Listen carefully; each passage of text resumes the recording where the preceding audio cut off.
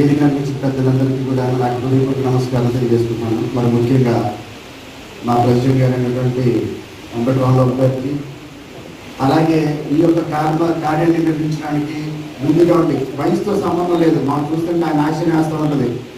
వేమరెడ్డి గారిని చూసినప్పుడు అసలు ఆయన అంత యాక్టివ్గా పనిచేస్తారంటే నిజం చెప్పాలంటే మేము కూడా అంత యాక్టివ్ స్పీడ్గా చేయట్లేదు. ఆయన అందరూ కూడా ఈ యొక్క కార్యక్రమం పెట్టినందుకు కూడా మనం గట్టిగా ఆయన కొంచెం మరొకసారి చెప్పడం గట్టిగా ఆయన కొంచెం బాగా నడిపించాలని చెప్పి కూర్చున్నాం. అలాగే ఇప్పుడు కోతి మహేష్ గారు, మా అబ్జర్వర్ కోతి మహేష్ గారికి, దైమంటానికి, హనుమంతరావు గారికి, అలాగే మా మురళనికి, అలాగే మన నారాయణకి, అందరికీ కూడా నా హృదయపూర్వక నమస్కారం తెలియజేస్తున్నాను. మరి మోస్ట్లీ మీరందరూ కూడా జిల్లా కమిటీ వాళ్ళందరూ కూడా ఉన్నారు. జిల్లా అంటే అన్ని కాన్స్టిట్యున్సీస్ కూడా వస్తాయి కాబట్టి మీరంతా భారీ ఎత్తున అంటే కాన్స్టిట్యున్సీకి దగ్గర 2000 నుంచి 3000 మంది వరకు అని చెప్పడం జరిగింది.